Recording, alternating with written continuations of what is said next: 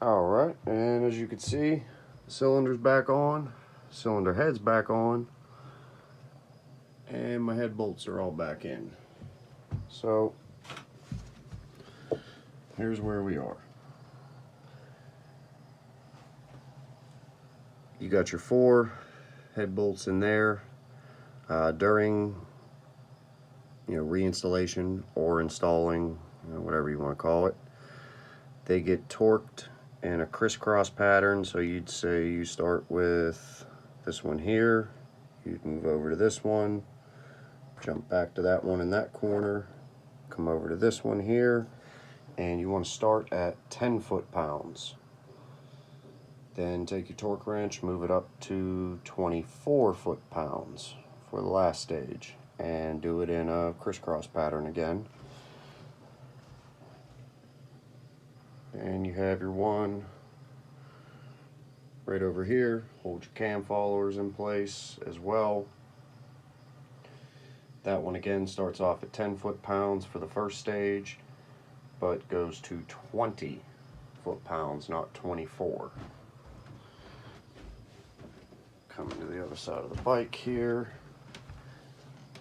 you have your actual cylinder bolts here, which are 10 millimeter. Before I forget, the upper ones are 12s, along with this one. And there is a copper crush washer underneath of this. Please do not lose it. That will cause you a problem, as the bolt will be able to go too far down. So these two down here, the little ones for the cylinder, let me see, so I started these ones off at I think all of 8 foot-pounds, and the Honda CG125 shop manual says I think it was 17 foot-pounds. I set them to 15. Anything past 15, and to me it felt like it was going to rip the threads right out of the engine case. So 15 foot-pounds was where I set them. That's where I set them the last time, and it worked perfectly fine. So I'm going to stick with that. I'm going to come back along this side of the bike.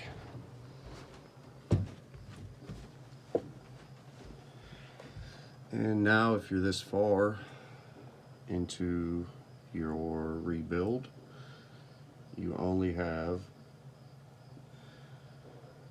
your rocker arm assembly, which before you pop these 3 bolts with the washers out, please do be careful.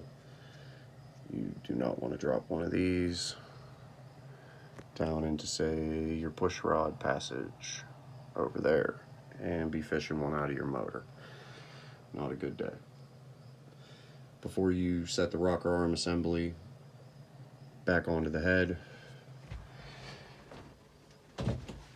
you will want to go ahead and loosen up your 10 millimeter jam nut, lock nut, whatever it is you refer to it. Makes no difference, it's all the same thing. And back the actual assembly out. That way you can reset your valve lash, but it's not applying any pressure to your valve springs, well, your valves, which in turn applies pressure to your valve springs. You just don't want to do it. It's better off doing it that way, because you're going to want to check your valve lash anyway. And before all that, carefully set your push rods back down into the followers.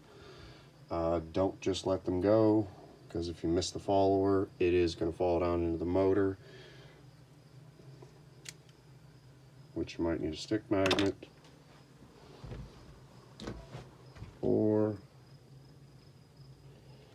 might need this little fancy guy here. It's a magnet with a flexible copper end.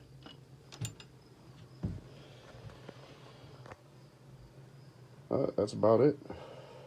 I mean, these are pretty easy to put back together, pretty easy to tear apart in the first place, as long as you take your time, do everything right.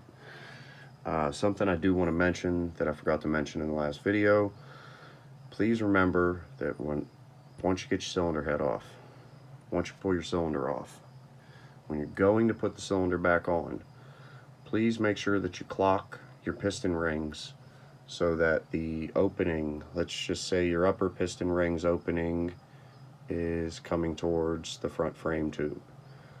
Place your lower piston rings opening toward the back, or you could do one facing toward the spark plug, and you could do the lower one facing towards the outer head bolt. Realistically, you could do one pointing this way, pointing the other way. It does not make a difference. But you do want to know the position of the piston rings, because if by some horrible chance they're both in the same direction, you are going to have 0 to maybe lucky enough to have low compression, and you're going to have extreme oil blow by, and you're pretty much just tossing your motor at that point. You're going to be tearing it all back apart to fix something that simple. So it's not very complicated, but you do got to, pay attention to the little details. Also, just a side note in this case, if you happen to have the EGR system on your bike, I didn't, but my new head from Henner, well, the new head I sent to Henner from Peace Power Sports did. So I just made a real quick block off plate. If your bike did happen to have one, you can go ahead and eliminate it now. That way you're not recirculating hot exhaust gas back into your intake, throwing it back into the combustion process again. That whole goal is to try to burn unburnt fuel.